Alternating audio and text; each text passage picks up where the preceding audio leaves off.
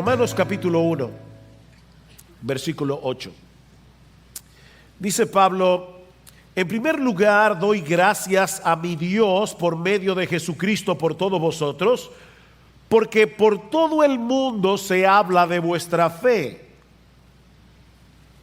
Pues Dios, a quien sirvo en mi espíritu en la predicación del evangelio de su Hijo, me es testigo de cómo sin cesar hago mención de vosotros siempre en mis oraciones, implorando que ahora, al fin, por la voluntad de Dios, logre ir a vosotros, porque anhelo veros para impartiros algún don espiritual a fin de que seáis confirmados, es decir, para que cuando esté entre vosotros nos confortemos mutuamente cada uno por la fe del otro, tanto la vuestra como la mía. Y no quiero que ignoréis, hermanos, que con frecuencia he hecho planes para ir a visitaros y hasta ahora me he visto impedido, a fin de obtener algún fruto también entre vosotros, así como entre los demás gentiles. Tengo obligación tanto para con los griegos como para con los bárbaros, para con los sabios como para con los ignorantes. Así que por mi parte ansioso estoy de anunciar el evangelio también a vosotros que estáis en Roma. Si hay algo que es evidente en la vida del apóstol Pablo, es su pasión por Cristo y por su iglesia. Esto es algo que se percibe fácilmente al leer cualquiera de sus cartas, incluyendo esta carta a los romanos que comenzamos a estudiar la semana pasada.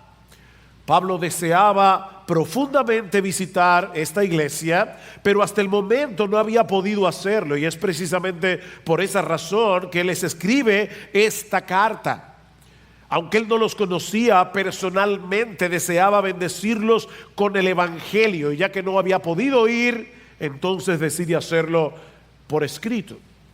Ahora, Romanos, que es una carta bastante profunda, no es un ensayo teológico escrito a un grupo de estudiantes en un seminario.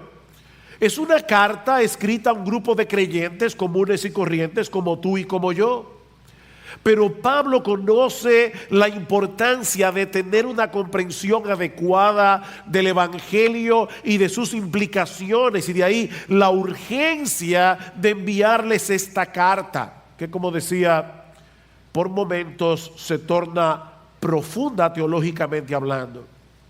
Pablo quería llevar a cabo la encomienda apostólica que él había recibido del Señor. Recuerden que estudiamos la semana pasada en el versículo 5 cómo Pablo dice que Cristo mismo lo había constituido como un apóstol con el propósito de promover la obediencia a la fe entre todos los gentiles por amor a su nombre.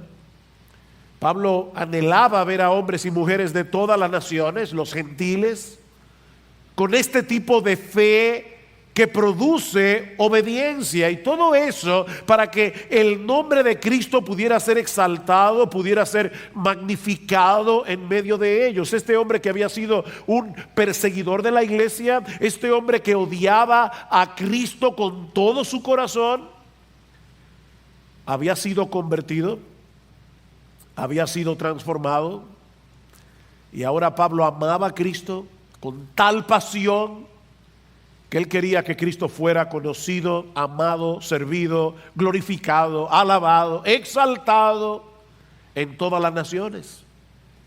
Esa era la pasión que consumía y controlaba el corazón del apóstol Pablo, y esa pasión por Cristo producía al mismo tiempo un deseo genuino y profundo de bendecir a la iglesia por la que Cristo murió, como vamos a ver en este pasaje. Una cosa no puede ser divorciada de la otra. Aquellos que aman a Cristo con pasión, que de verdad aman a Cristo con pasión, aman apasionadamente la iglesia por la que Él murió. Aman apasionadamente esa iglesia que es el objeto del amor de nuestro Señor, como vemos en Efesios capítulo 5, cuando Pablo le dice a los esposos: maridos, amad a vuestras mujeres, así como Cristo amó a la iglesia y se entregó por ella para santificarla. Es imposible amar a Cristo y no amar a su iglesia. Y es esa pasión por Cristo y por la iglesia lo que se encuentra en el trasfondo de este pasaje, que podemos dividir en tres partes. En el versículo 8, Pablo da gracias a Dios por estos creyentes en Roma. En los versículos 9 al 13, Pablo revela a estos hermanos el anhelo que tenía de ir a visitarles.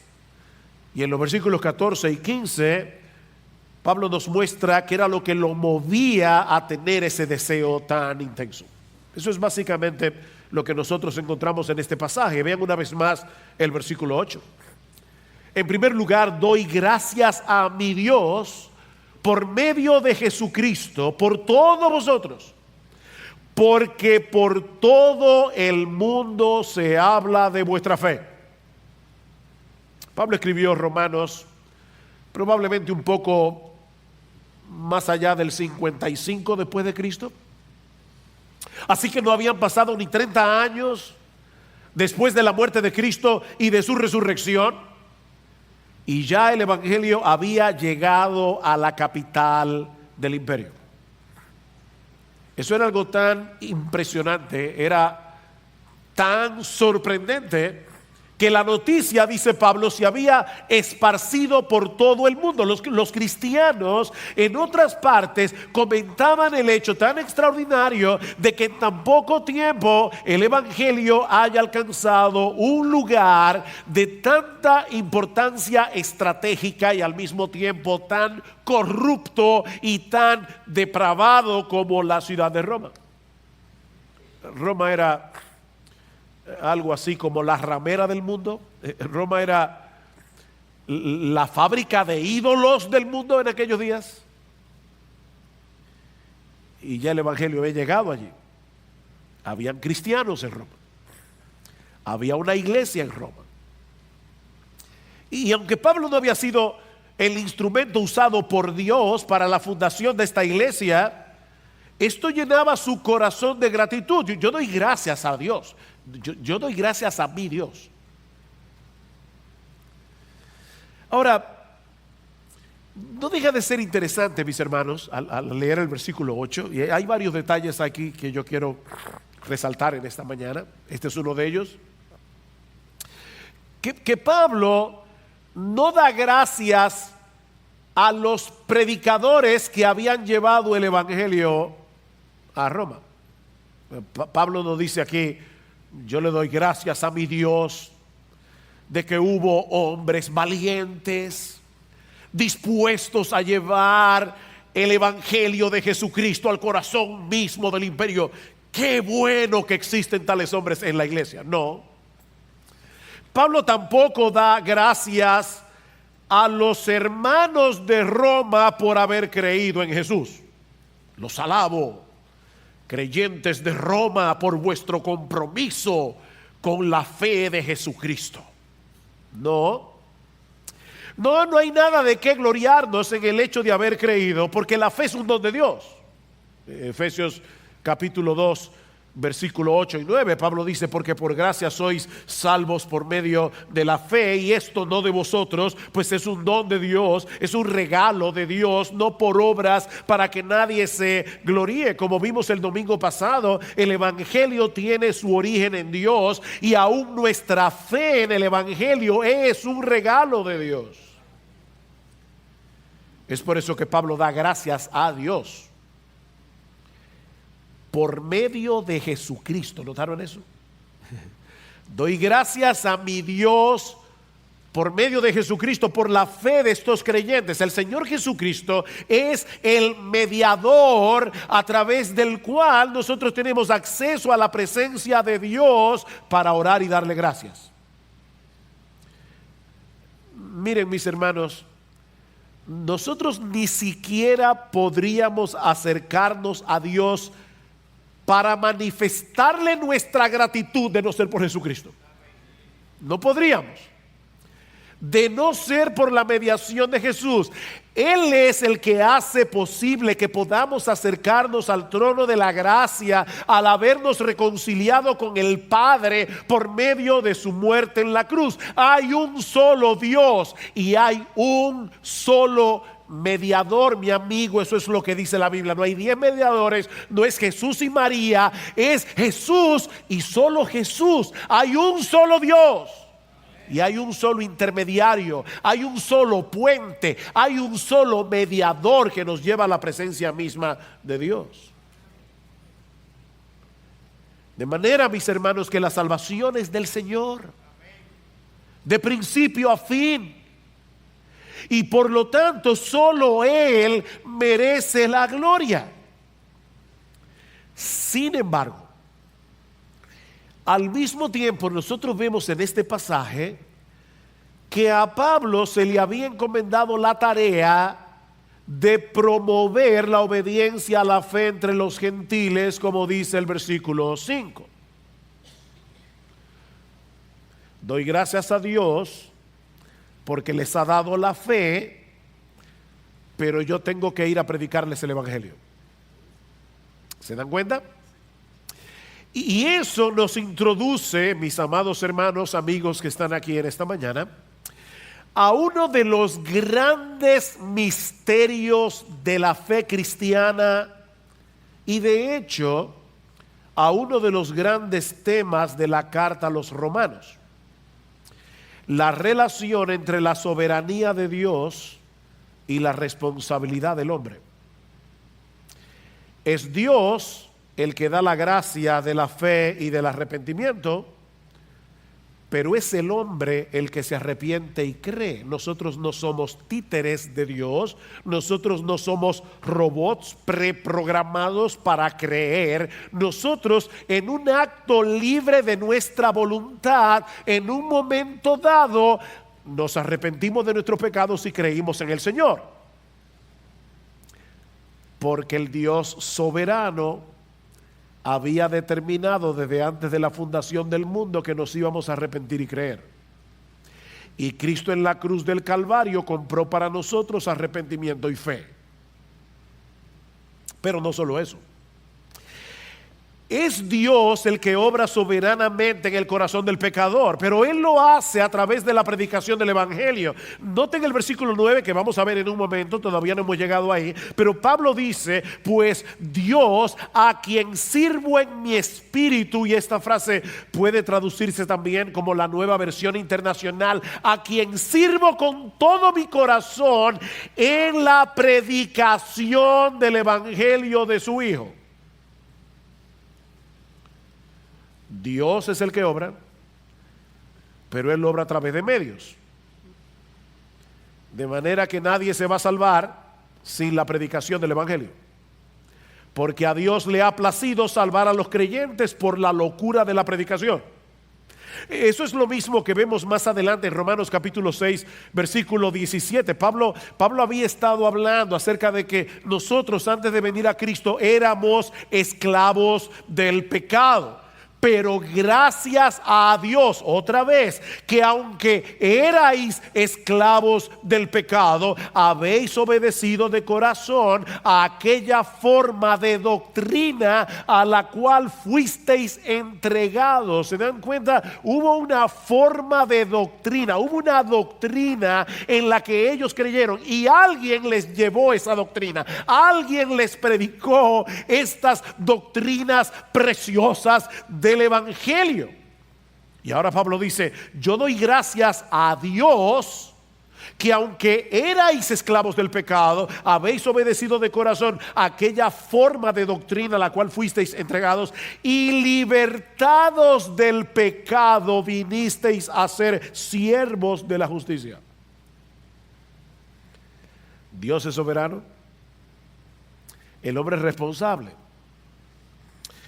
Esta es una tensión que encontramos a través de toda la Escritura y que ninguna mente finita como la tuya y la mía es capaz de entender plenamente. No es que no podemos entender nada, Por eso decimos que esto es un misterio, no un enigma.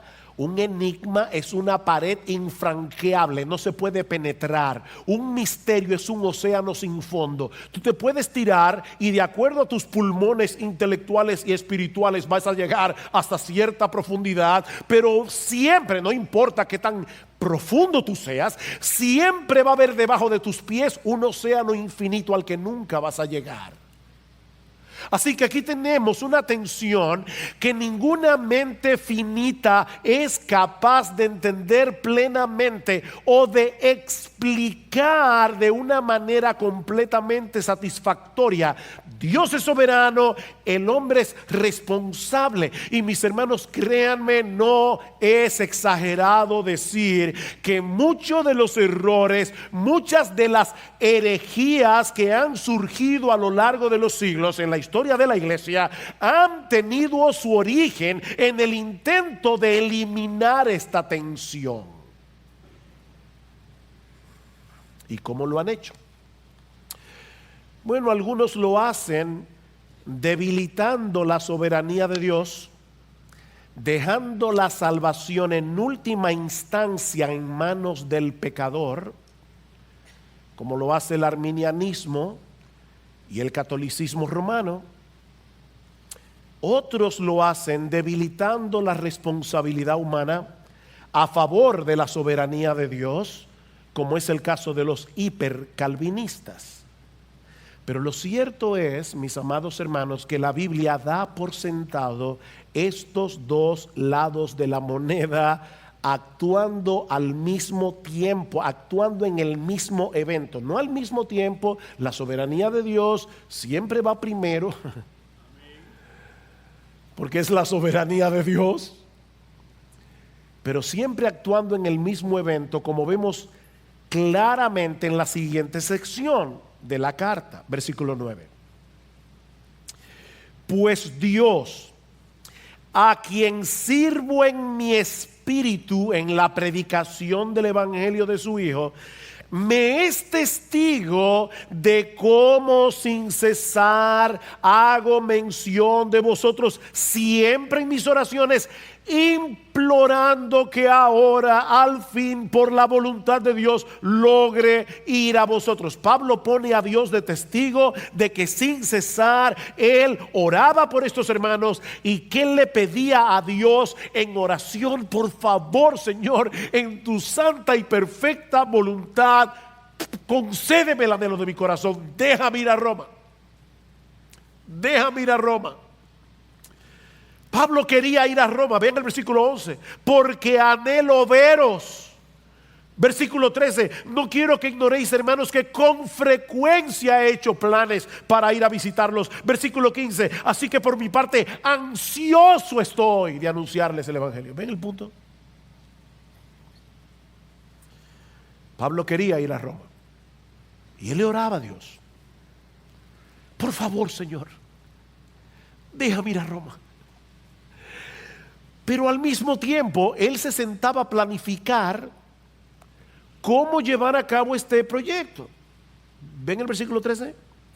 Otra vez, no quiero que ignoréis, hermanos, que con frecuencia he hecho planes para ir a vosotros a visitarlos, y hasta ahora me he visto impedido a fin de obtener algún fruto también entre vosotros, así como entre los demás gentiles. Tal parece que la razón por la que Pablo se había visto impedido de llegar a Roma era que él no había completado su obra evangelizadora en Grecia y en sus alrededores. Más adelante en Romanos capítulo 15 versículo 19, Pablo dice que desde Jerusalén y por los alrededores hasta el Ilírico he predicado en toda su plenitud el evangelio de Cristo. Pero ahora escuchen lo que sigue diciendo: por esta razón muchas veces me he visto impedido de ir a vosotros. ¿Ven? Él estaba en otra cosa, él tenía otras responsabilidades, pero ahora, no quedando ya más lugares para mí en estas regiones, y puesto que por muchos años he tenido un gran deseo de ir a vosotros, cuando vaya a España iré a vosotros. Romanos 15, 22. Pablo tenía años deseando ir a Roma. y se lo había pedido a Dios en oración una y otra vez. Pero al mismo tiempo, él se sentaba a planificar el viaje. Ustedes se dan cuenta, hermano, que en la mente de Pablo no había ninguna contradicción entre esas dos cosas, entre su determinación de llegar a Roma y su confianza en la soberana voluntad de Dios. Él hacía planes y oraba y hacía planes. Su convicción de que él debía orar por este viaje, porque Dios a final de cuentas era el que iba a obrar, no llevaba a Pablo a quedarse de brazos cruzados a esperar que las cosas sucedieran. Él hacía planes en oración.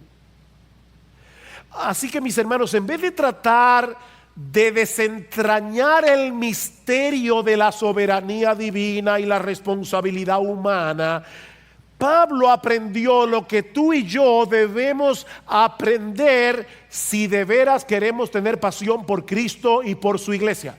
Debemos aprender a vivir en esa tensión, sabiendo que debemos orar y que debemos planificar y actuar. Porque lo que Dios ha decretado que ocurra va a suceder en el contexto de la actuación responsable de los hombres. Me ponérselo de esta manera. Miren, como dice John Piper, si Dios ha decretado que un hombre muera por un balazo, él no va a morir hasta que la bala sea disparada. Es así de simple.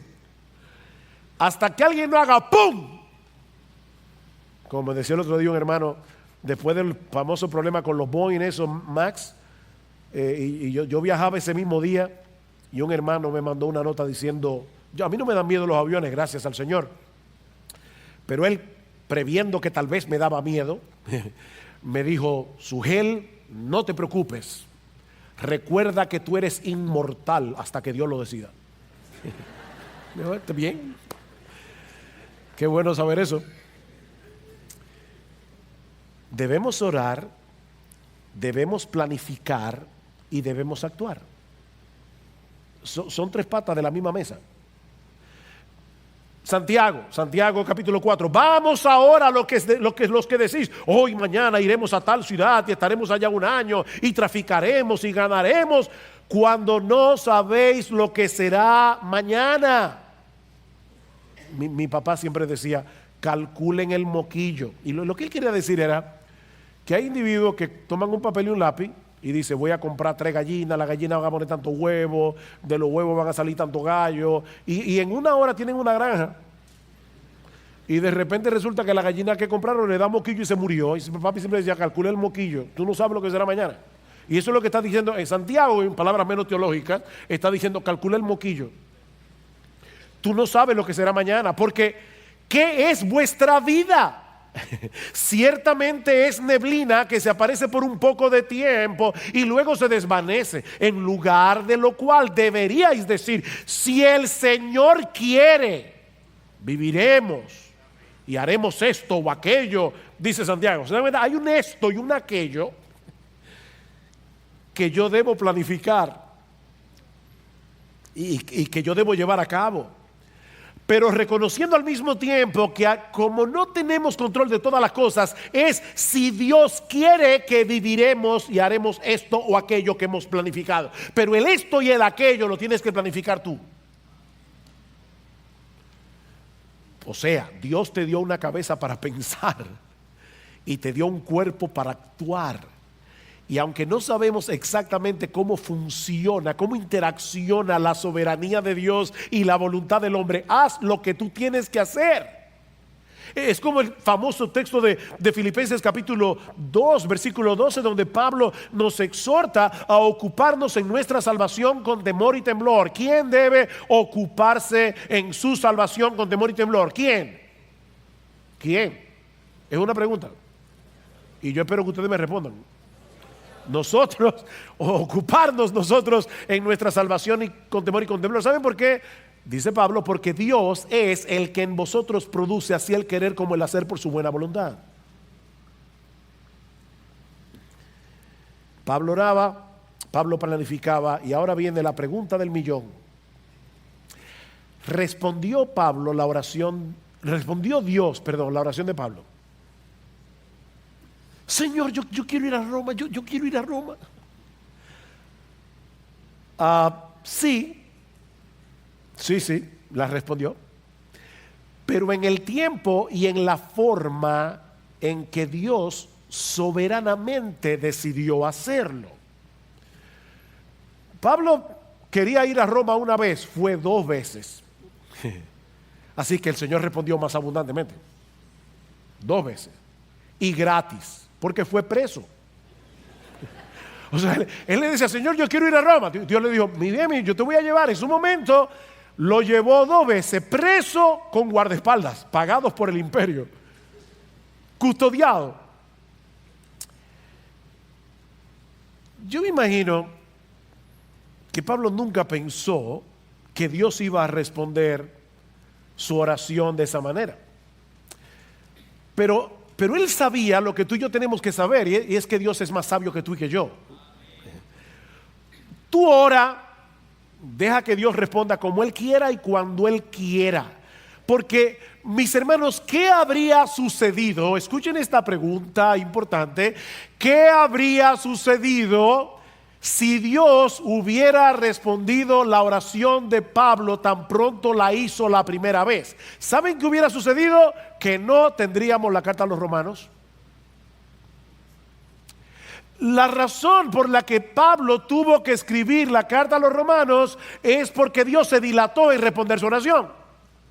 Así que hoy estamos estudiando la carta a los romanos porque Dios no quiso responderle a Pablo su oración inmediatamente. ¡Qué bendición! ¡Qué bueno que Dios no le dijo que sí a Pablo de una vez! Porque de lo contrario no tendríamos esta bendición en nuestras manos. ¿Ustedes se dan cuenta? Mi hermano querido, tú que estás orando por algo que no ha llegado, tranquilo, sigue orando, pero sigue esperando en la buena voluntad de Dios. De manera que al pedirle algo a Dios en oración debemos esperar con mansedumbre, humildad, que Él responda en su tiempo y a su manera. ¿Saben que orar es una aventura? Es una aventura porque uno nunca sabe la forma tan creativa en la que Dios va a responder nuestra oración. Pero no dejes de orar. Porque la Biblia dice en Santiago capítulo 4 versículo 2 que no tenemos lo que deseamos porque no pedimos. En la soberanía de Dios, Él ha decretado hacer lo que Él va a hacer a través de nuestras oraciones. Pastor, yo no entiendo. No hay problema, yo tampoco. Pero obedece. Que Dios dice en su palabra, tú no tienes lo que quieres porque no lo pides. Así de sencillo. Pero tampoco dejes de planificar y de actuar, porque la Biblia también dice en Proverbios capítulo 20 versículo 18 que los proyectos con consejo se preparan y con dirección sabia se hace la guerra. Y en Proverbios capítulo 13 versículo 4 dice que los perezosos desean muchas cosas pero no alcanzan nada. Yo quisiera hacer esto y lo otro y lo demás allá. El perezoso no ha perdido la capacidad de desear cosas y hay proyectos, pero no logra nada porque es un perezoso. Ahora, ¿qué era lo que Pablo quería hacer en Roma?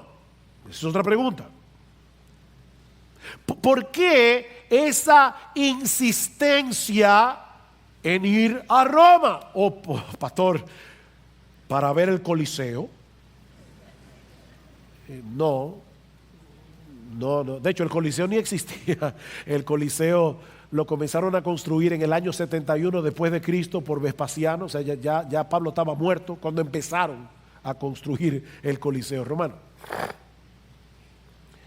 No era para visitar el Coliseo. No era por las razones por las que muchos turistas quisiéramos ir a Roma en el día de hoy. Versículo 11.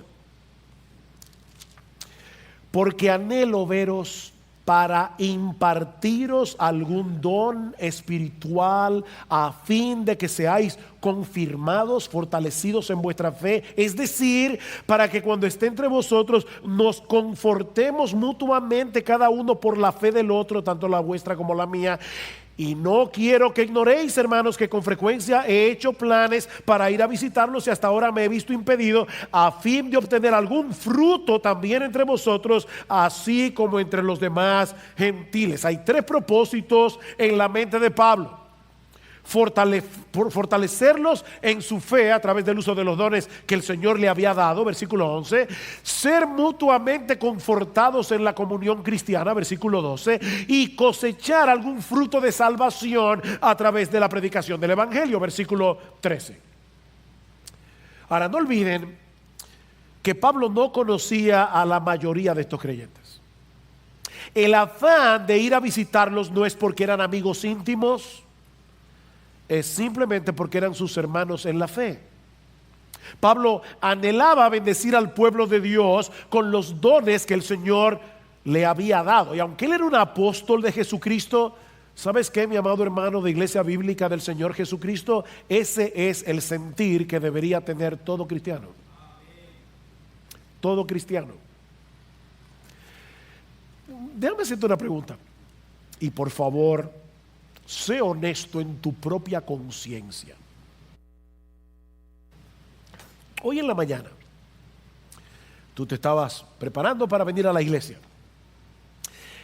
¿Te pasó por la cabeza la idea de que tal vez hay alguien en este cuerpo local de creyentes que necesita de ti? De tal manera que tú le dijiste: Señor, voy a la iglesia y no voy únicamente a oír tu palabra, yo voy también a bendecir a otro porque soy parte de un cuerpo. Por favor, Señor, muéstrame en qué manera yo puedo bendecir a mis hermanos. Porque en Hebreos capítulo 10, versículo 23 en adelante, dice que esa es una de las razones por la que no debemos dejar de congregarnos, como algunos tienen por costumbre, para poder exhortarnos mutuamente, dice el autor de la carta a los Hebreos. Pablo no conocía a estos creyentes, pero él quería bendecirlos. ¿Saben cuál es mi trabajo aquí hoy en la mañana? Mi trabajo es equiparte a ti para que tú hagas la obra del ministerio. ¿No es eso lo que dice Pablo en Efesios capítulo 4, versículo 11? Y el mismo Cristo os dio que algunos sean pastores maestros a fin de equipar a los santos para la obra del ministerio. Todos los santos hacen la obra del ministerio. Nosotros deberíamos anhelar ver a otros creyentes fortalecidos, ver a otros creyentes creciendo en su fe y dando fruto, aunque no sean amigos cercanos. Simplemente porque amamos a Cristo, porque amamos su iglesia, porque amamos ver su imagen más claramente reflejada en nosotros y en otros. Y yo te pregunto, mi hermano, ¿de verdad tú deseas eso? Pero ahora escucha una de las declaraciones más sorprendentes de esta sección. Versículo 12 otra vez. Es decir,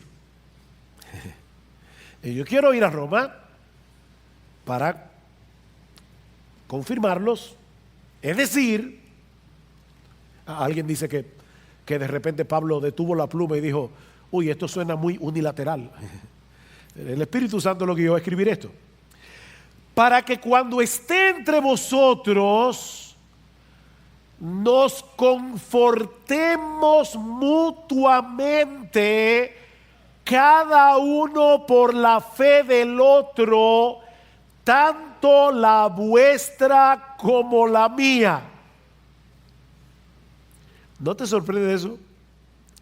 el gran apóstol Pablo, que escribió 13 de las 27 cartas del Nuevo Testamento, que recibía revelaciones directas de Jesucristo como un apóstol que él era de Cristo, ahora está diciendo: mi intención de ir a Roma no es unilateral. Yo quiero ser animado por vosotros. Yo necesito ser edificado por vosotros. ¿Ven? Él no quería que los hermanos en Roma lo vieran como el super apóstol Pablo, que no necesitaba de nada ni de nadie, porque Jesucristo le suplía directamente todo el combustible que él necesitaba desde el cielo. ¡Pum! A él solo. No. Pablo era un cristiano, como tú y como yo. Era un ser humano, con luchas, con tentaciones, con debilidades, con temores. Cuando Pablo escribe su primera carta a los Corintios, él les confiesa que estuvo entre ellos, oigan esto, con debilidad, con mucho temor y temblor. Pablo. Y lo grande es que él no le molesta decirlo. O sea, Pablo no era de esos creyentes que siempre tienen una sonrisa colgate. ¿Y cómo tú estás? En victoria. Siempre.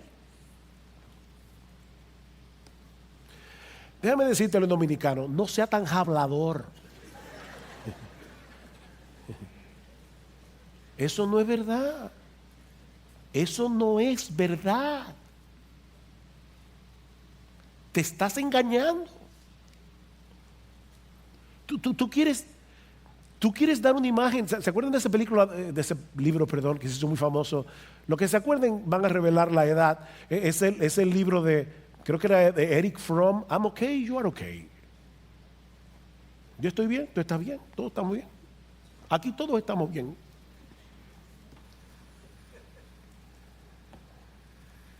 Miren, mis hermanos, no pongan a los pastores en la lista de los superhéroes de Marvel.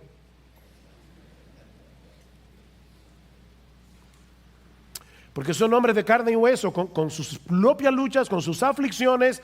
Son hombres que necesitan aliento, son hombres que necesitan estímulo, son hombres que necesitan ser fortalecidos por otros cristianos, son hombres que necesitan ser edificados.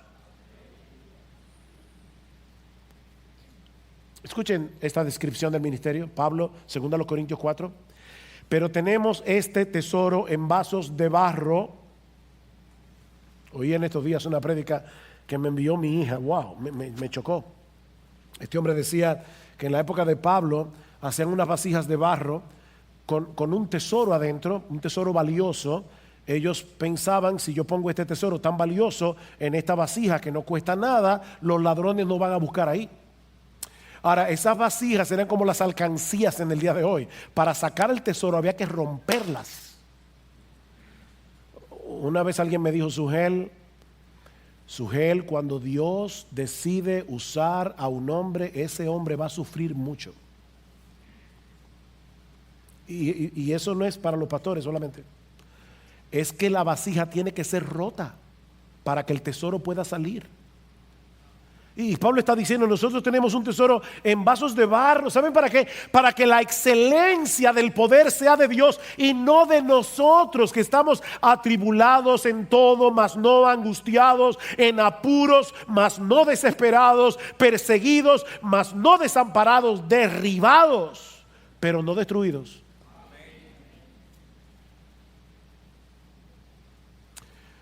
Oh, mis hermanos, nunca dejen de ver a sus pastores como hombres necesitados de sus oraciones, de sus palabras de aliento y de edificación, porque ellos necesitan de ti, así como tú necesitas de ellos.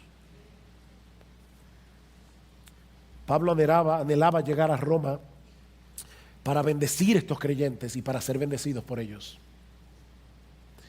Y si Pablo lo necesitaba, nosotros lo necesitamos también.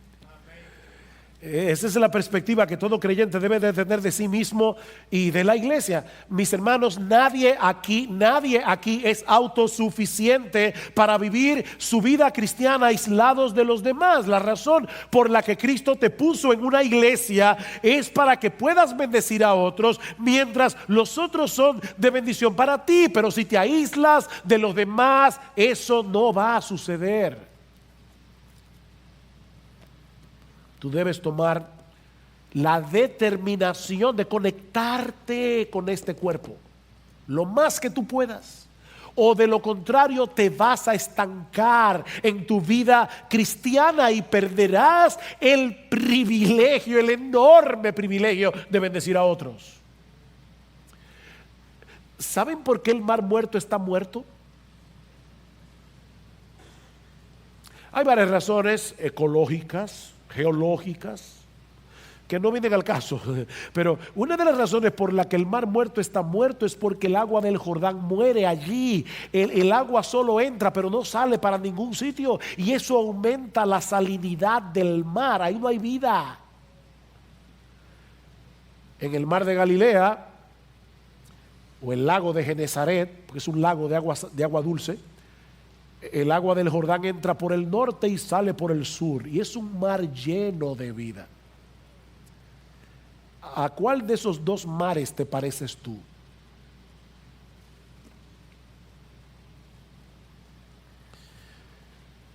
¿Eres de los que vienes a la iglesia los domingos únicamente a recibir el agua desde el púlpito? ¿O esa palabra resuena de tu corazón al corazón de otros cada semana? Pero hay algo más en nuestro texto que veremos más brevemente.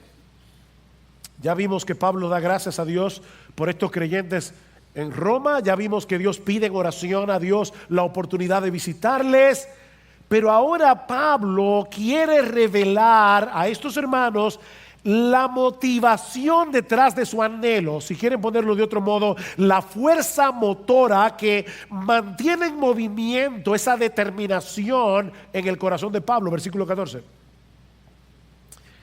Tengo obligación tanto para con los griegos como para con los bárbaros, para con los sabios como para con los ignorantes.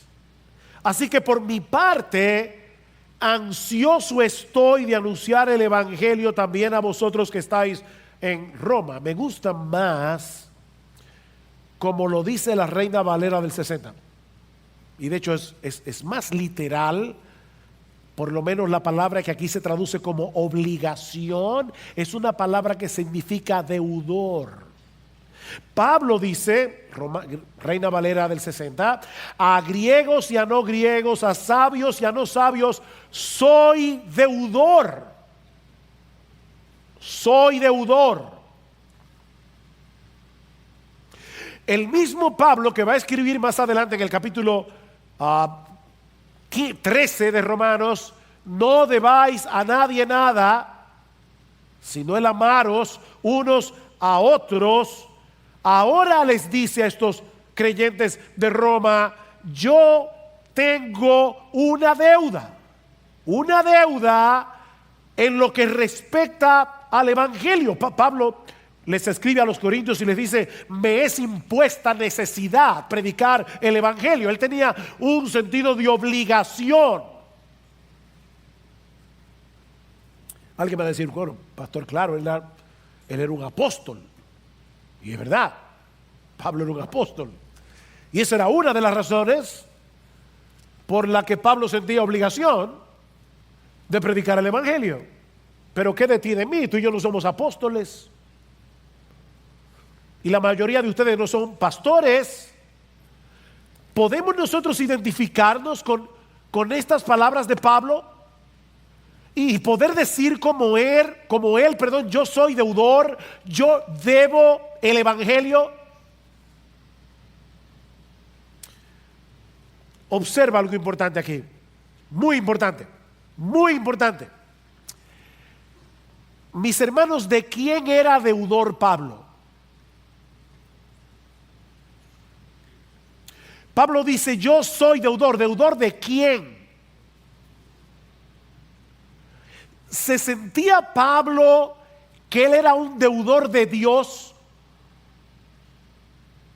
No. No, porque el evangelio es un don de gracia. Vean, en el versículo 5 Pablo dice, por medio de quien hemos recibido la gracia y el apostolado para promover la obediencia a la fe. Y más adelante va a decir que la salvación es por fe y para fe, como está escrito, mas el justo por la fe vivirá. La salvación es por gracia. Y la gracia es un don que Dios nos da gratuitamente. Nosotros teníamos una deuda con Dios por causa de nuestros pecados. Pero esa deuda fue cancelada. Esa deuda fue pagada hasta el último centavo por nuestro Señor Jesucristo. Así que la gracia no nos hace deudores de Dios, porque de lo contrario ya no sería gracia. No, Pablo era deudor de los griegos y de los bárbaros. Los bárbaros era como los griegos veían a todo el mundo, porque ellos se veían como superiores. Y por eso se inventaron la palabra bárbaro, que en griego suena igual que en español, barbar. Es como una gente que habla mucho disparate. Es una palabra onomatopéyica. ¿Se entendió, verdad? Las palabras onomatopéyicas suenan como lo que significan.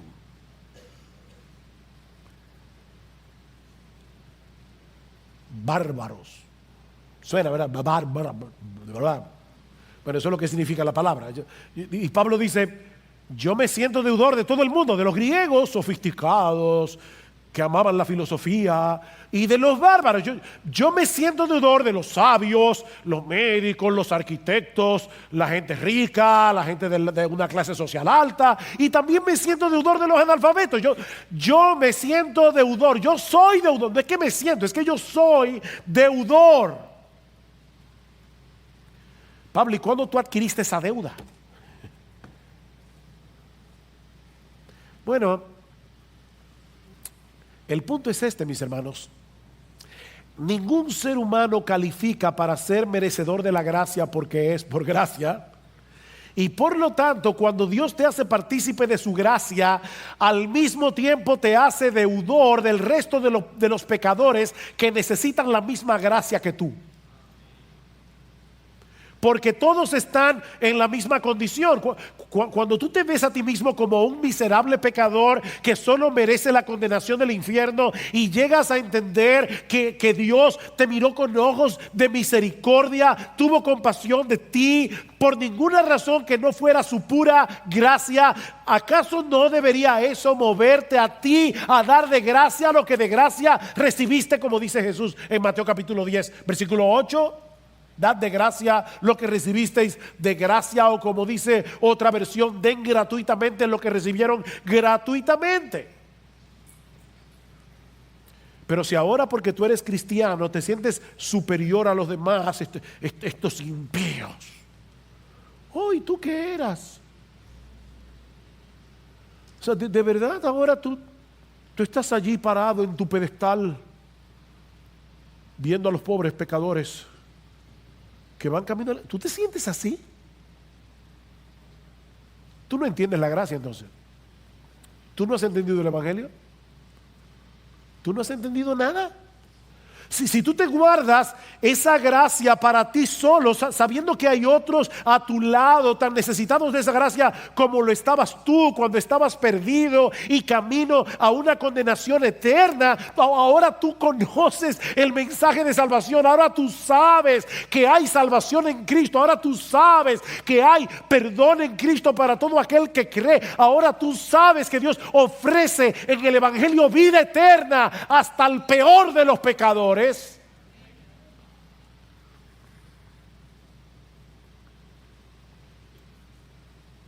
¿Y tú no quieres compartir eso? De verdad tendríamos razones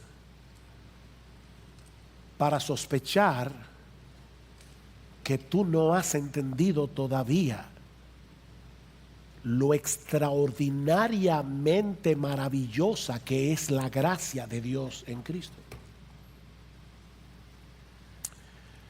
Es una especie de deuda moral, pero es mucho más que eso. ¿Ustedes se acuerdan de aquellos dos leprosos que se estaban muriendo de hambre en un tiempo que había un asedio a la ciudad de Israel? Y de repente el campamento de los asirios, Dios les envió un temor tan grande que salieron huyendo, y estos israelitas dijeron: mira, ya vamos a donde los asirios, si nos toman prisioneros por lo menos nos van a dar de comer. Y cuando llegan encuentran el campamento vacío, porque los asirios habían huido, los sirios, perdón, habían huido, y estaba todo lleno de ropa, comida, y estos hombres comienzan a comer como unos desaforados. Y de repente uno de ellos le dice: no está bien lo que estamos haciendo, esto no está bien. Ahí hay un pueblo muriéndose de hambre y nosotros estamos aquí comiendo un banquete. Oh, mis hermanos, allá afuera hay un mundo muriéndose en sus pecados. Y nosotros estamos aquí tranquilamente en aire acondicionado recibiendo un banquete cada domingo del Evangelio de Jesucristo. Es una deuda moral, pero es más que eso. Es más que eso. La gracia de Dios nos hace deudores, no a Dios, recuerden, a los que necesitan la misma gracia que tú. Esa gracia nos hace deudores, pero con una deuda que no es una imposición legalista, es una deuda de asombro, de gozo y de gratitud. Cuando los discípulos fueron amenazados para que no siguieran hablando más en el nombre de Cristo, ¿saben lo que ellos dijeron?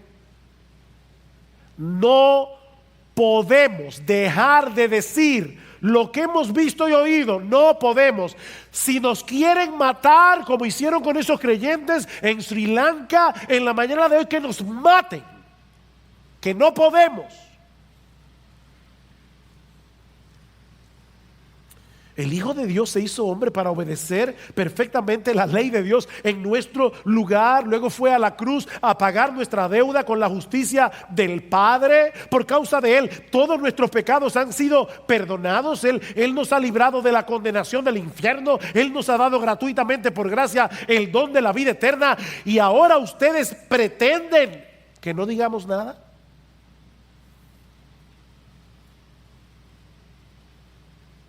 Versículo 15. Así que, por cuanto soy deudor, pero un deudor gozoso, el que tiene deuda no puede dormir, porque está aplastado por la deuda. No es ese tipo de deuda, esta es una deuda gozosa.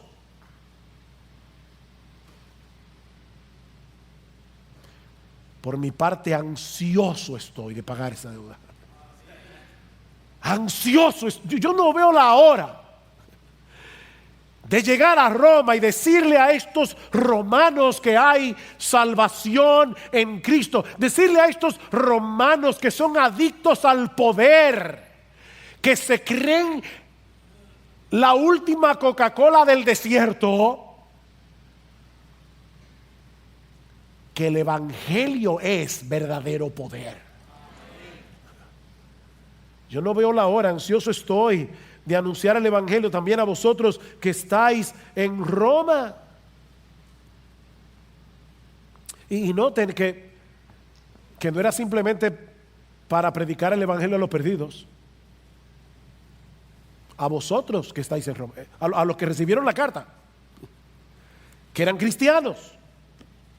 Porque el mismo Evangelio que salva es el mismo Evangelio que santifica, es el mismo Evangelio. Y Pablo anhelaba profundamente ver a estos creyentes creciendo espiritualmente, fortaleciéndose en su fe, para que ellos también pudieran ser instrumentos en las manos de Dios para bendición de otros, como dice el versículo 12, para que seamos mutuamente confortados por la fe vuestra y por la mía. Si nos fortalecemos en la fe, vamos a poder confortarnos mutuamente. Los pastores no estamos llamados a hacer todo en la iglesia. Nosotros, como decía hace un momento, equipamos a los creyentes para que los creyentes hagan la obra del ministerio. Y ahora yo te pregunto, ¿tú percibes en ti esa misma pasión por Cristo y por su iglesia que Pablo evidencia en este pasaje. Te sientes compelido a bendecir a los otros con los dones y talentos que el Señor te ha dado. Es la meta de tu vida poder alcanzar aquello para lo cual tú fuiste alcanzado por Cristo cuando el Espíritu Santo aplicó eficazmente el Evangelio en tu corazón. Cristo te llamó para algo, Él tiene un propósito para ti.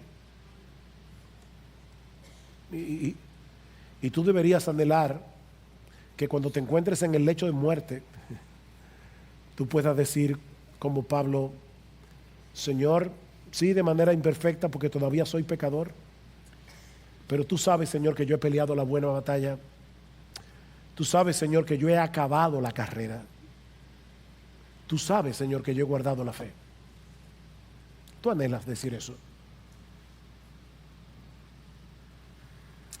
Es tal tu asombro por esa bendita gracia de Dios que Él ha derramado sobreabundantemente en ti por medio de Cristo, que tú deseas dar a otros de gracia lo que de gracia recibiste. ¿A ti te asombra todavía el Evangelio? ¿A ti te asombra el Evangelio? En la medida en que tú ves este diamante, porque de hecho, la semana que viene es que vamos a hablar del versículo 16 y 17. Yo los exhorto a que inviten a todo el que ustedes quieran para predicarles que el Evangelio es poder de Dios para salvación. Pero fíjense la conexión. Pablo dice: yo estoy ansioso de ir a predicarles el Evangelio a vosotros que estáis en Roma, versículo 16, porque no me avergüenzo del Evangelio. En otras palabras, la razón por la que yo quiero ir a Roma a predicar el Evangelio es porque yo me glorío en el Evangelio. Es una forma de decirlo al revés. Al decir no me avergüenzo, está diciendo yo me glorío. Yo me glorío en este mensaje. No me avergüenzo. No me avergüenzo de decir que soy evangélico. No me avergüenzo de decir que yo he creído en Jesucristo. No me avergüenzo de decir que yo creo que yo iba camino al infierno y que Cristo me rescató por su muerte en la cruz. Yo no me avergüenzo de ese evangelio, porque ese evangelio es y seguirá siendo hasta que Jesucristo vuelva, poder de Dios para salvación.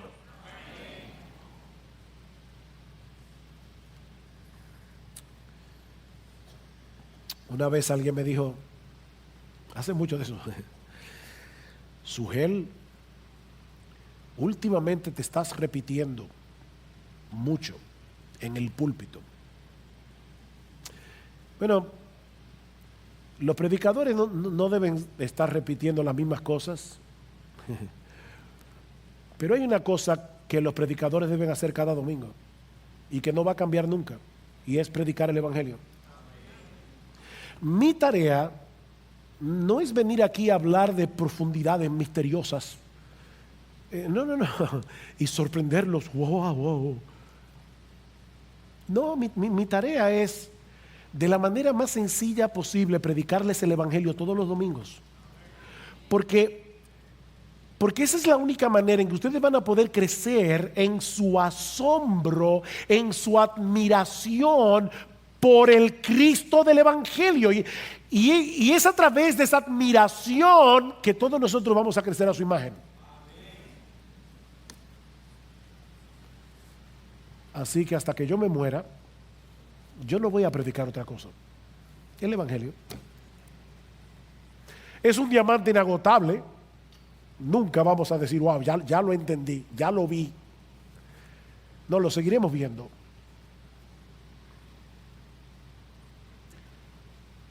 Pero es la única forma, predicando el Evangelio, que nosotros vemos a Cristo glorioso.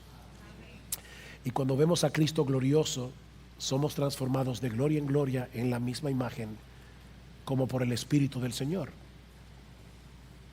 Y si tú estás aquí sin Cristo en esta mañana, mi amigo, el anhelo de nuestro corazón es que tú también seas alcanzado con esa bendita gracia en esta misma hora.